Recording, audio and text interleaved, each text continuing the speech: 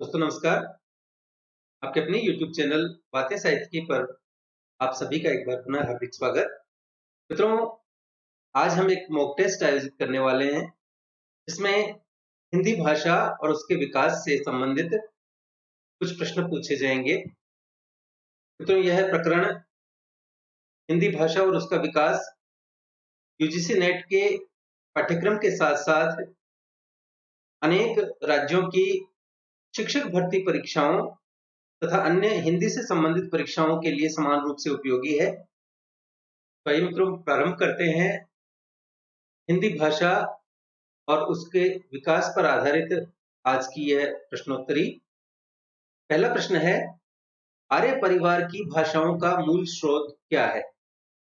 Option है वैदिक संस्कृत, लौकिक संस्कृत, अपभ्रंश तथा प्राकृत।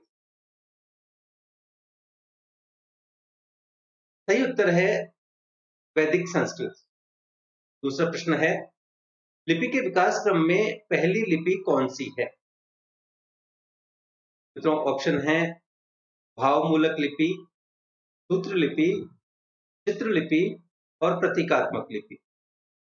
तो सही ऑप्शन है चित्रलिपि। आइए आगे बढ़ते हैं। तीसरा प्रश्न है, कच्चायन के अनुसार पाली में ध्वनियों की संख्या कितनी है? 41, 42, 43 अथवा 44। तो सही उत्तर है ऑप्शन 1, 41। अगला प्रश्न है, ब्रजबुली के नाम से जानी जाती है गुजराती, पुरानी बंगला, मराठी अथवा पंजाबी।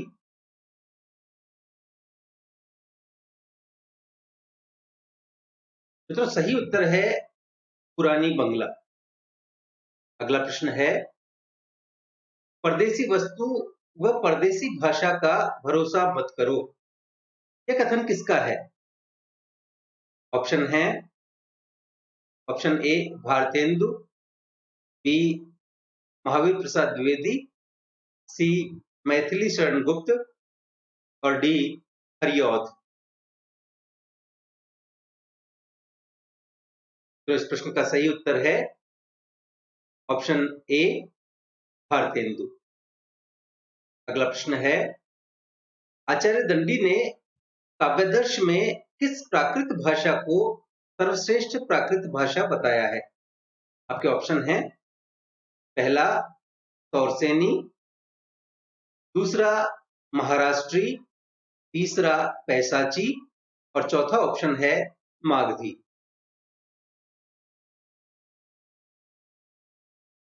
तो सही उत्तर है ऑप्शन 2 महाराष्ट्री। अगला प्रश्न है, अवधी बोली का अन्य नाम क्या है? ऑप्शन है, पहला बैसवाड़ी, दूसरा कन्नौजी, तीसरा ब्रज और चौथा बुंदेली। आपको अवधी बोली का अन्य नाम बताना है, बैसवाड़ी, कन्नौजी, ब्रज और बुंदेली। तो सही उत्तर है ऑप्शन 1 बैसवाड़ी।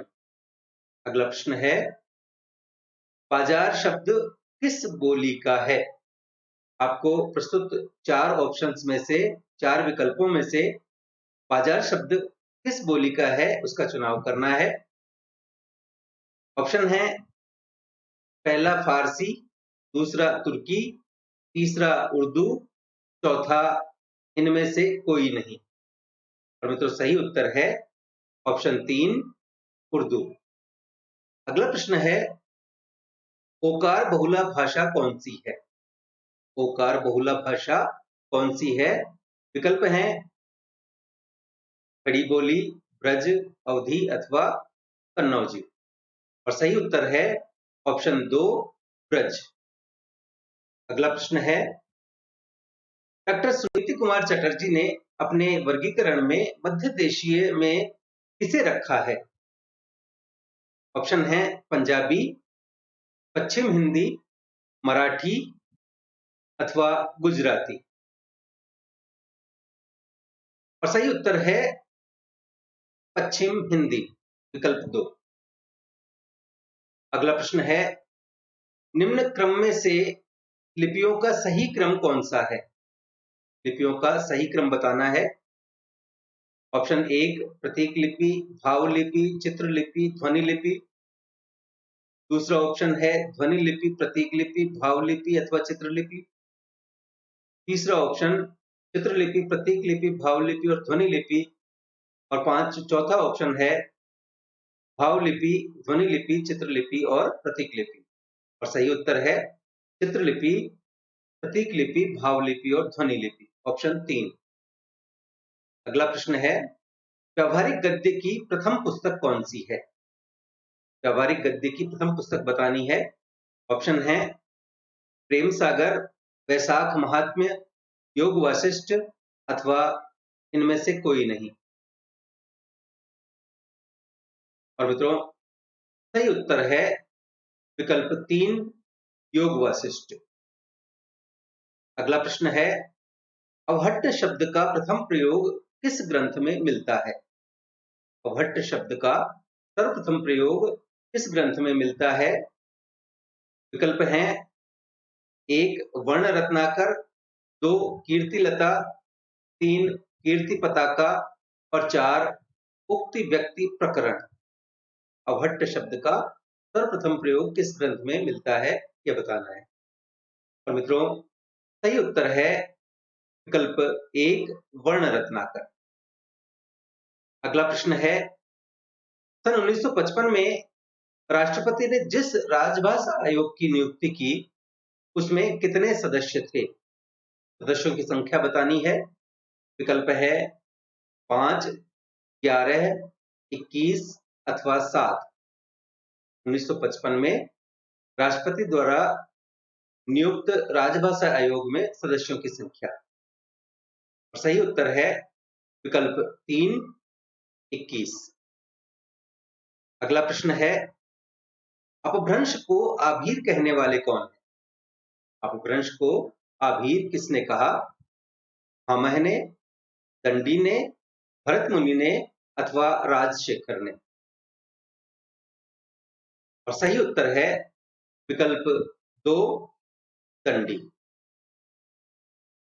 अगला प्रश्न है, भाषा विज्ञान के किस खंड में पद से वाक्य बनाने की प्रक्रिया का वर्णनात्मक, तुलनात्मक तथा ऐतिहासिक दृष्टि से अध्ययन होता है? भाषा विज्ञान के किस खंड में पद से वाक्य बनाने की प्रक्रिया का वर्णनात्मक, तुलनात्मक तथा ऐतिहासिक दृष्टि से अध्ययन होता है? पद विज्ञान, ध्वनि विज्ञान, वाक्य विज्ञान अथवा अर्थ विज्ञान। सही उत्तर है विकल्प 3 वाक्य विज्ञान। अगला प्रश्न है, इनमें से कौन सी भाषा वियोगात्मक भाषा है? वियोगात्मक भाषा बतानी है। संस्कृत, प्राकृत, अपभ्रंश अथवा पाली। और मित्रों सही विकल्प है विकल्प 3 अपभ्रंश। मित्रों मूल रूप में अपभ्रंश काफी हद तक संयोगात्मक भाषा थी। क्रिया तथा कारकीय रूप संयोगात्मक होते थे, किंतु आदिकालीन हिंदी में वियोगात्मक रूपों का प्राधान्य हो चला और सहायक क्रियाओं तथा परसर्गों का प्रयोग काफी होने लगा और इसलिए धीरे धीरे संयोगात्मक रूप कम होते गए और उनका स्थान वियोगात्मक रूप लेते गए। तो इस प्रकार वियोगात्मक भाषा हुई अपभ्रंश। अगला प्रश्न है, मध्यकाल में राजकाज की भाषा के रूप में किस भाषा को मान्यता मिली हुई थी? आपके ऑप्शन हैं फारसी, हिंदी, उर्दू अथवा अरबी। मध्यकाल में राजकाज की भाषा के रूप में जिस भाषा को मान्यता मिली हुई थी वह आपको बताना है। फारसी, हिंदी, उर्दू अथवा अरबी। और सही उत्तर है विकल्प 1 फारसी। अगला प्रश्न है, हुक्का शब्द का संबंध किस वर्ग से है? आपको निम्न भाषा वर्गों में से हुक्का शब्द का संबंध बताना है। विकल्प हैं 1 खड़ी बोली, 2 राजस्थानी, 3 ब्रजभाषा और 4 बुंदेली। उक्का शब्द किससे संबंधित है? खड़ी बोली, राजस्थानी, ब्रजभाषा अथवा बुंदेली। और सही उत्तर है विकल्प 2 राजस्थानी। अगला प्रश्न है, भाषा के संदर्भ में महात्मा गांधी ने किसका समर्थन किया? मित्रों, निम्न भाषाओं में से महात्मा गांधी किस भाषा के समर्थक थे? आपको बताना है। विकल्प हैं हिंदी, हिंदुस्तानी, हिंदुई अथवा उर्दू। भाषा के संदर्भ में महात्मा गांधी ने किसका समर्थन किया? और सही विकल्प है विकल्प 2 हिंदुस्तानी। अगला प्रश्न है, हिंदी में किस भाषा के अर्थ में पहले साधु भाषा, टकसाली भाषा, परिनिष्ठित भाषा आदि का प्रयोग होता था? साधु भाषा, टकसाली भाषा, परिनिष्ठित भाषा आदि किस भाषा के अर्थ में प्रयोग होते थे? ब्रजभाषा, खड़ी बोली, मानक भाषा अथवा जान भाषा? सही उत्तर है विकल्प 3 मानक भाषा। अगला प्रश्न है, मंडियाली का संबंध किससे है? विकल्प हैं राजस्थानी, पहाड़ी, बिहारी अथवा पश्चिम हिंदी। मंडियाली का संबंध निम्न में से किस भाषा से है? आपको बताना है। राजस्थानी, पहाड़ी, बिहारी अथवा पश्चिम हिंदी। और मित्रों, सही उत्तर है विकल्प 2 पहाड़ी। अगला प्रश्न है, उत्तर भारत की खड़ी बोली हिंदी दक्षिण में किस रूप में विकसित हुई? द्रविड़ हिंदी, दक्कनी हिंदी, दक्कनी उर्दू अथवा परिनिष्ठित हिंदी? उत्तर भारत की खड़ी बोली हिंदी दक्षिण में किस रूप में विकसित हुई? और मित्रों, सही उत्तर है विकल्प 2 दक्कनी हिंदी। अगला प्रश्न है, आचार्य हजारी प्रसाद द्विवेदी के अनुसार अपभ्रंश में पाए जाने वाले बंध की संख्या कितनी है? आचार्य हजारी प्रसाद द्विवेदी के अनुसार अपभ्रंश में पाए जाने वाले बंध की संख्या। विकल्प हैं 2, 3, 5 अथवा 7। सही उत्तर है विकल्प 2, 3।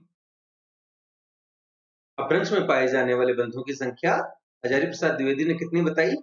3। अगला प्रश्न है, जो शब्द संस्कृत भाषा से सीधे हिंदी में आए हैं उन्हें क्या कहते हैं? विकल्प हैं तत्सम, तद्भव, विदेशी अथवा अर्ध विदेशी। संस्कृत भाषा से सीधे हिंदी में आए हैं। सही उत्तर है विकल्प 1 तत्सम। अगला प्रश्न है, निम्न में से असंगत है? धातु हेज और मैक्स मूलर, इंगित डॉक्टर राय, श्रमध्वनि जी रेवेज और समन्वय हेनरी स्ट्रीट। असंगत बताना है। एक ओर भाषा की उत्पत्ति के आधुनिक सिद्धांत दिए गए हैं और दूसरी ओर उनके प्रवर्तक का नाम दिया गया है। असंगत छांटना है। और सही उत्तर है श्रमध्वनि जी रेवेज। मित्रों, भाषा उत्पत्ति के आधुनिक सिद्धांतों में श्रमध्वनि सिद्धांत के जो प्रवर्तक थे वे जी रेवेज नहीं थे बल्कि न्यावर थे। मित्रों, श्रमध्वनि सिद्धांत की बात की जाए तो न्यावर का कहना था कि परिश्रम करते समय श्वास तेजी से अंदर बाहर होती है और इससे स्वर तंत्रियों का विभिन्न रूपों में कंपन होता है और कुछ ध्वनियां उत्पन्न होती हैं। इससे श्रम का परिहार होता है। मित्रों, इस सिद्धांत का उपनाम श्रम परिहरण मूलकतावाद तथा यो हे हो वाद भी है। मित्रों, यो हे हो वाद कहने के पीछे मल्लाह है। मल्लाह नाव खेते समय यो हे हो आदि ध्वनि करते हैं। इसी से इस सिद्धांत का नाम यो हे हो सिद्धांत भी पड़ा। अन्य सिद्धांतों की बात की जाए, धातु सिद्धांत, जिसे डिंग डोंग थ्योरी भी कहा जाता है।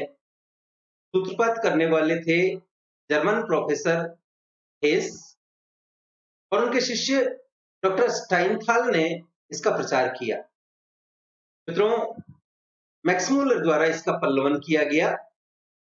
इसे डिंग डोंगवाद अथवा डिंग डोंग थ्योरी अथवा रणनवाद भी कहा जाता है, रणन सिद्धांत भी कहा जाता है। इस सिद्धांत के अनुसार उन धातुओं की ध्वनि तथा उनके अर्थ में एक रहस्यात्मक संबंध था। आरंभ के मनुष्य में सहजात रहस्यात्मक शक्ति थी, जो धातुओं और अर्थ के रहस्यात्मक संबंध को जान लेता था और पृथक पृथक शब्द उच्चारण कर लेता था। दूसरा सिद्धांत है इंगित सिद्धांत। इसका प्रवर्तन किया डॉक्टर राय ने।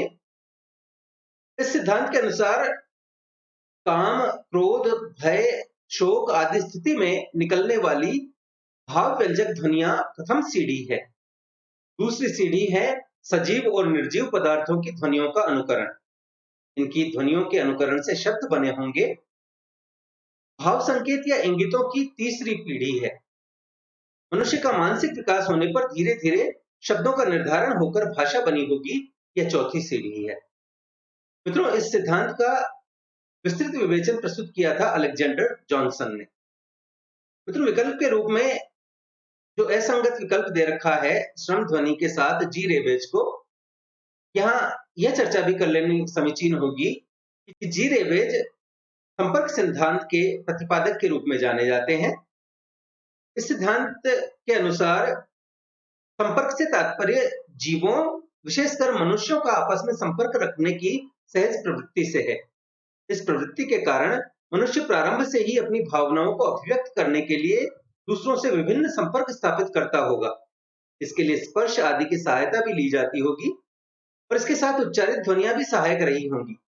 भाषा उसी का विकसित रूप है। जैसे जैसे संपर्क की आवश्यकता बढ़ती गई, वैसे वैसे ध्वनियों की संख्या भी बढ़ती गई। प्रारंभिक ध्वनियां अपेक्षाकृत स्वाभाविक थी, बाद में कृत्रिम ध्वनियों के द्वारा भाषा विकसित करता गया होगा। अगला सिद्धांत है समन्वय सिद्धांत, जिसके प्रतिपादक हैं हेनरी स्वीट। इन्होंने भाषा उत्पत्ति के उपर्युक्त कुछ सिद्धांतों के समन्वय अथवा मेल के आधार पर भाषा उत्पत्ति की गुत्थी को सुलझाने का प्रयास किया। ये मानते हैं कि प्रारंभ में भाषा इंगित, भाव संकेत और ध्वनि समवाय दोनों पर आधारित थी। स्वीट के अनुसार प्रारंभ में 3 प्रकार के शब्द थे। अनुकरणात्मक शब्द जैसे काक, कौवा, कुक्कू, कोयल। मनोभावाभिव्यंजक शब्द जैसे ओह, वाह, हाय आदि। प्रतीकात्मक शब्द, इनमें प्रतीकात्मक शब्दों की संख्या आवश्यकता अनुसार बढ़ाते गए और इस प्रकार भाषा का विकास हुआ। आइए कुछ और प्रश्नों की चर्चा करते हैं। कदाचित आज वर्षा हो, वाक्य में क्रिया का कौन सा अर्थ प्रयुक्त हुआ है? निश्चयार्थ, संभावनार्थ, संदेहार्थ अथवा संकेतार्थ?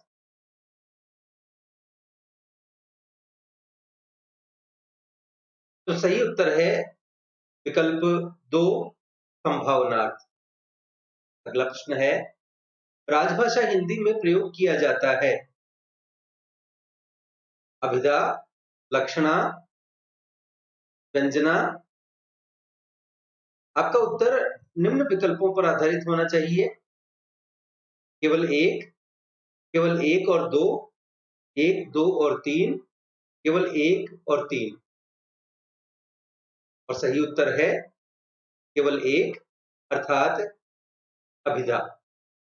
अगला प्रश्न है, ऐसे ध्वनिग्राम जिनका उच्चारण स्थान और उच्चारण प्रयत्न की दृष्टि से वर्गीकरण और विभाजन नहीं किया जा सकता कहलाते हैं खंडीय ध्वनिग्राम, खंडेतर ध्वनिग्राम, स्वर ध्वनिग्राम अथवा व्यंजन ध्वनिग्राम। और सही उत्तर है विकल्प 2, खंडेतर ध्वनिग्राम। अगला प्रश्न है, वैज्ञानिक तथा तकनीकी शब्दावली आयोग किसकी सिफारिश पर बना? विकल्प हैं मानक भाषा आयोग, प्रादेशिक भाषा आयोग, राजभाषा आयोग अथवा उपर्युक्त में से कोई नहीं। और सही उत्तर है विकल्प 3, राजभाषा आयोग। अगला प्रश्न है, जिस क्रिया का प्रयोग सदा अन्य पुरुष, पुल्लिंग और एकवचन में होता है उसे कहते हैं कर्तरी प्रयोग, कर्मणि प्रयोग, भाव्य प्रयोग अथवा उपर्युक्त में से कोई नहीं।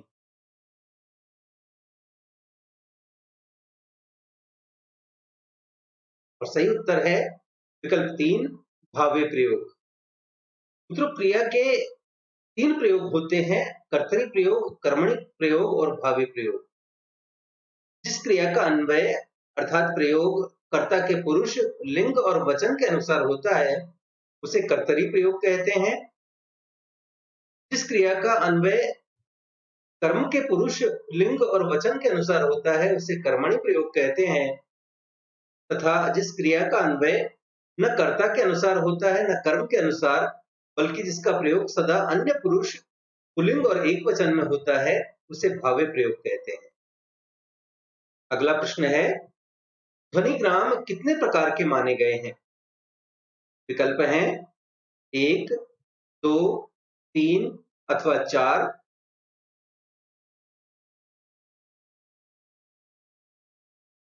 और सही उत्तर है विकल्प 2, 2। मित्रों, ध्वनिग्राम 2 प्रकार के माने गए हैं, खंडीय ध्वनिग्राम और खंडित ध्वनिग्राम। अगला प्रश्न है, संविधान में किस शब्द का प्रयोग कहीं भी नहीं किया गया है? विकल्प हैं राष्ट्रभाषा, राजभाषा, प्रादेशिक भाषाएं, उपर्युक्त सभी।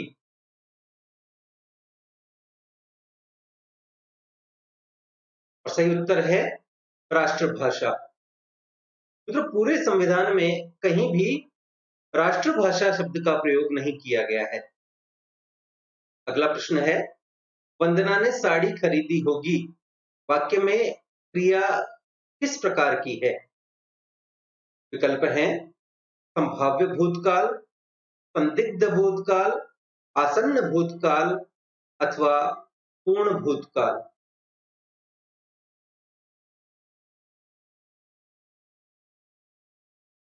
और सही उत्तर है संदिग्ध भूतकाल।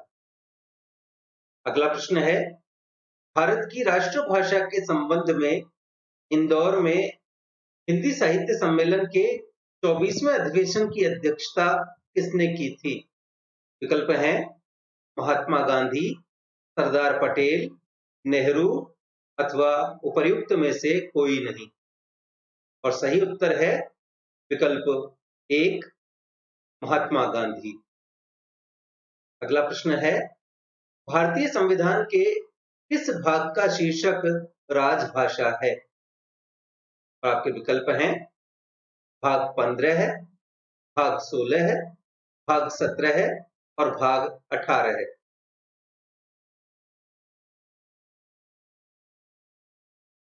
और सही उत्तर है विकल्प 3, भाग 17 है। अगला प्रश्न है, मानक भाषा का लक्षण नहीं है।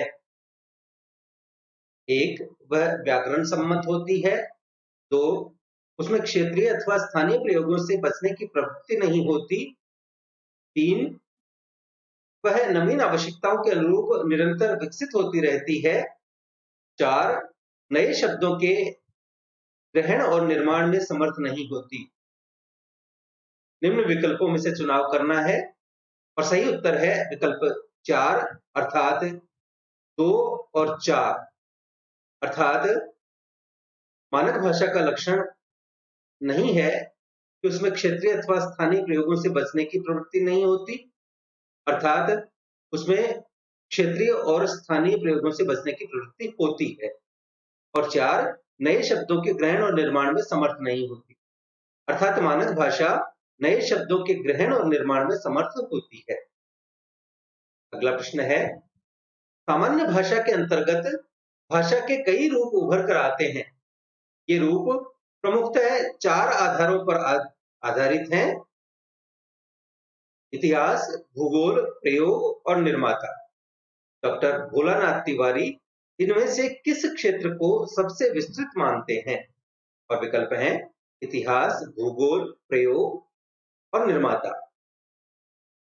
और सही उत्तर है विकल्प 3, प्रयोग।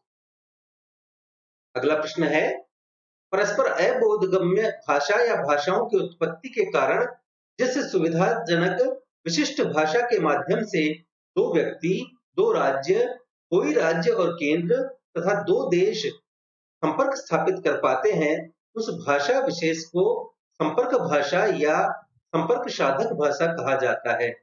यह परिभाषा किसकी है? और सही उत्तर है विकल्प 1, डॉक्टर महेंद्र सिंह राणा। अगला प्रश्न है, मुझसे चला नहीं जाता वाक्य में वाच्य है कर्मवाच्य, पितृवाच्य अथवा भाववाच्य अथवा उपर्युक्त में से कोई नहीं।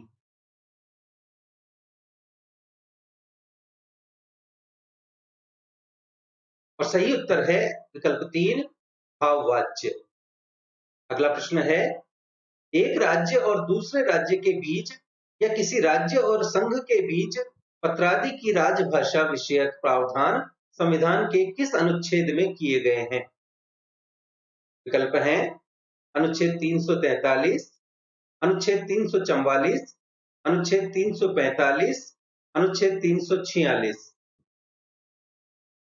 और सही उत्तर है विकल्प 4, अनुच्छेद 346।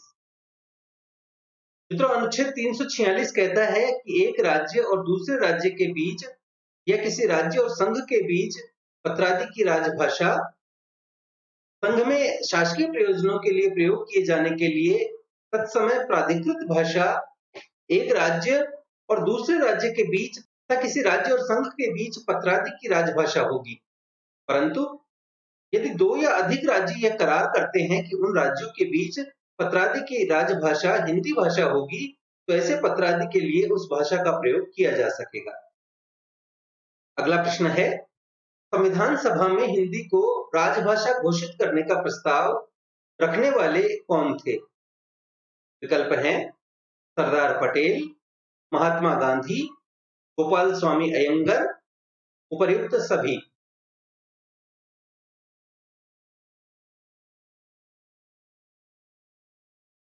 और सही उत्तर है विकल्प 3, गोपाल स्वामी अयंगर। अगला प्रश्न है, हिंदी को राजभाषा के रूप में संवैधानिक मान्यता कब मिली? विकल्प हैं 26 जनवरी 1950 को, 14 सितंबर 1949 को, 15 अगस्त 1947 को, 23 अक्टूबर 1949 को।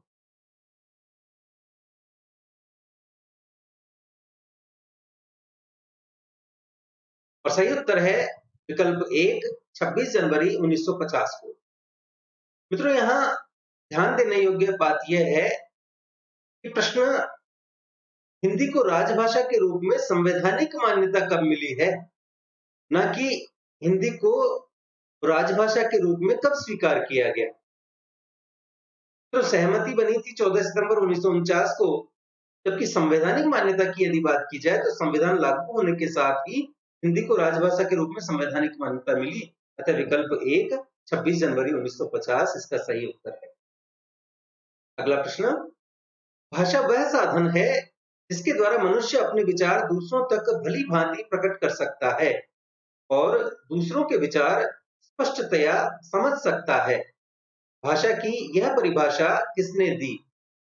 और विकल्प हैं कामता प्रसाद गुरु, किशोरीदास वाजपेयी, श्याम सुंदर दास और बाबूराम सक्सेना। और सही उत्तर है विकल्प 1, कामता प्रसाद गुरु। अगला प्रश्न है, राजभाषा हिंदी के कार्यालयी रूप में किसकी प्रधानता होती है?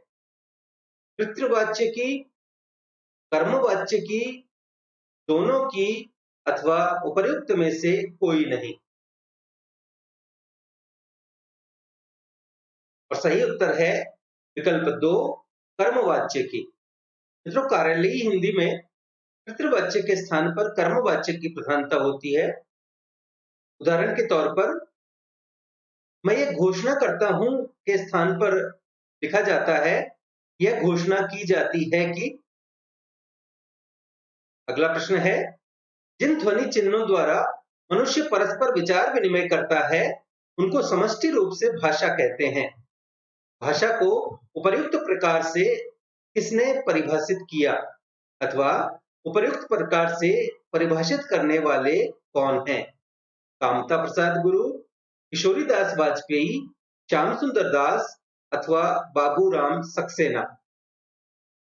और सही उत्तर है विकल्प 4, बाबूराम सक्सेना। आइए कुछ और प्रश्न देखते हैं।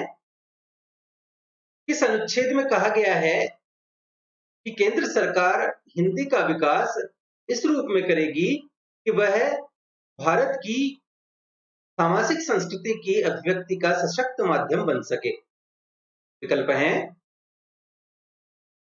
अनुच्छेद 343, 345, 349, 351। और सही उत्तर है विकल्प 4, 351। अगला प्रश्न है, कार्यालयी हिंदी को बांट सकते हैं। विकल्प हैं आवेदनात्मक, आदेशात्मक, उपर्युक्त दोनों अथवा दोनों में से कोई नहीं। और सही उत्तर है विकल्प 3, उपर्युक्त दोनों, अर्थात आवेदनात्मक और आदेशात्मक दोनों। अगला प्रश्न है, 26 जनवरी 1965 के बाद भी सरकारी कामकाज में संसद को अंग्रेजी के प्रयोग की शक्ति दी गई है। संविधान के किस अनुच्छेद में यह प्रावधान है? विकल्प हैं 343(1), 343(2), 343(3) अथवा 344। और सही उत्तर है 343(3). अगला प्रश्न है, मेमोरेंडम शब्द का अर्थ है। विकल्प हैं ज्ञापन, अधिसूचना, संकल्प अथवा घोषणा। और सही उत्तर है विकल्प 1, ज्ञापन।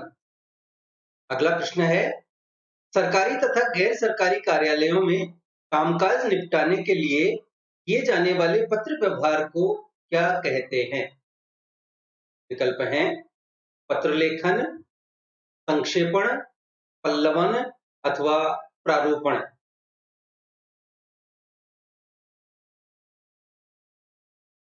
और सही उत्तर है विकल्प 4, प्रारूपण। अगला प्रश्न है, कार्यालयी हिंदी की विशेषता है एकार्थता, अनेकार्थता, अभिधा का प्रयोग। तो निम्न विकल्पों में से सही विकल्प का चुनाव करते हुए उत्तर देना है। केवल 1, केवल 1 और 2, केवल 1 और 3, केवल 2 और 3। और सही उत्तर है विकल्प 3, अर्थात केवल 1 और 3। अर्थात कार्यालयी हिंदी की विशेषता है एकार्थता और अभिधा का प्रयोग। अगला प्रश्न है, भारतीय संविधान के भाग 17 जो राजभाषा के लिए समर्पित है में कितने अनुच्छेद हैं? अनुच्छेद 343 से 353 तक, अनुच्छेद 343 से 354 तक, अनुच्छेद 343 से 351 तक अथवा विकल्प 4, अनुच्छेद 343 से अनुच्छेद 352 तक। और सही उत्तर है विकल्प 3, अनुच्छेद 343 से अनुच्छेद 351 तक। अगला प्रश्न है, कुछ आदेश जो राष्ट्रपति के नाम पर लिखे जाते हैं उन पर उन्हीं अधिकारियों के हस्ताक्षर हो सकते हैं जिन्हें संविधान की निम्न धारा के अंतर्गत राष्ट्रपति द्वारा अधिकृत किया गया है।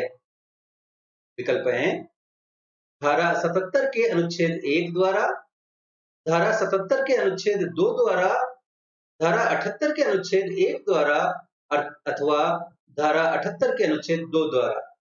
और सही उत्तर है विकल्प 2, धारा 77 के अनुच्छेद 2 द्वारा। अगला प्रश्न है, भारत में रेडियो का प्रारंभ कब हुआ? जुलाई 1927 में, अगस्त 1927 में, जून 1936 में अथवा 1957 में। और सही उत्तर है विकल्प 1 जुलाई 1927 में। अगला प्रश्न है, भारत में प्रयोग के तौर पर दूरदर्शन सेवा दिल्ली में कब प्रारंभ की गई? विकल्प हैं 15 सितंबर 1959, 15 अक्टूबर 1959, 15 सितंबर 1971 अथवा 15 अक्टूबर 1971। और सही उत्तर है विकल्प 1 15 सितंबर 1959। राजभाषा अधिनियम कब पारित किया गया? अगला प्रश्न। विकल्प हैं 1967, 1965, 1963 अथवा विकल्प 4 इनमें से कोई नहीं।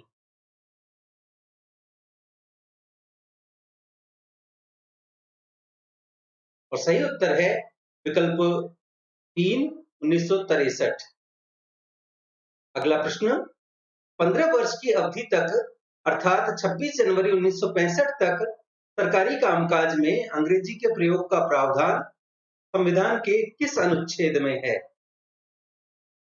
विकल्प हैं अनुच्छेद 343(1), अनुच्छेद 343(2), अनुच्छेद 343(3) अथवा अनुच्छेद 344।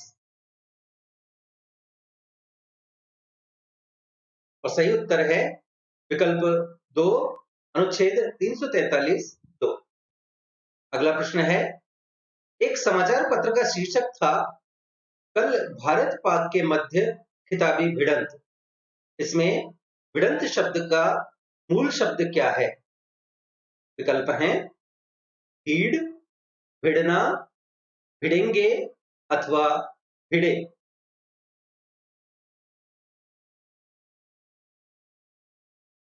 और सही उत्तर है विकल्प 2 भिड़ना।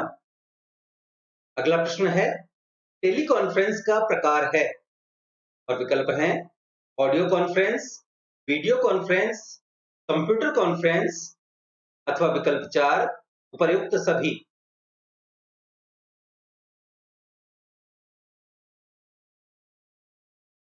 और सही उत्तर है विकल्प 4 उपर्युक्त सभी। अगला प्रश्न है, संदेश भेजने के लिए सैमुअल मॉर्स द्वारा निर्धारित मानक बिंदु अर्थात डॉट प्रणाली का प्रयोग किसमें किया जाता है? विकल्प हैं टेलीग्राफ में, टेलीविजन में, समाचार पत्र में अथवा उपर्युक्त में से कोई नहीं।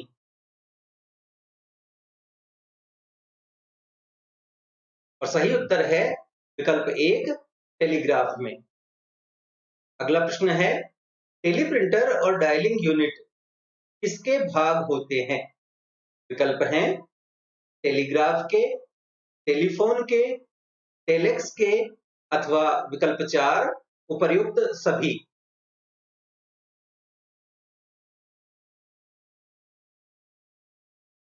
और सही उत्तर है विकल्प 3 टेलेक्स के। अगला प्रश्न है, परंपरागत संचार माध्यम नहीं है। विकल्प हैं लोकगीत, कथा वार्ता, मूर्ति अथवा समाचार पत्र। और सही उत्तर है विकल्प 4 समाचार पत्र। अगला प्रश्न, दूरदर्शन ने विज्ञापन सेवा की शुरुआत कब से की? विकल्प हैं 15 नवंबर 1967 से, 1 जनवरी 1987 से, 1 जनवरी 1967 से अथवा विकल्प 4 उपर्युक्त में से कोई नहीं। और सही उत्तर है विकल्प 2 1 जनवरी 1987 से। अगला प्रश्न है, ऑल इंडिया रेडियो का नाम हिंदी में आकाशवाणी कब किया गया? विकल्प हैं 1955 में, 1957 में, 1959 में अथवा विकल्प 4 1961 में।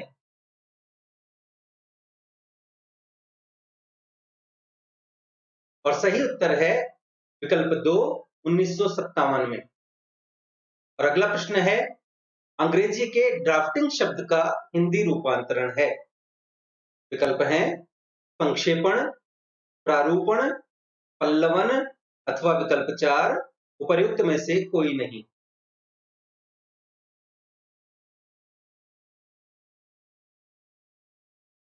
और सही उत्तर है विकल्प 2 प्रारूपण।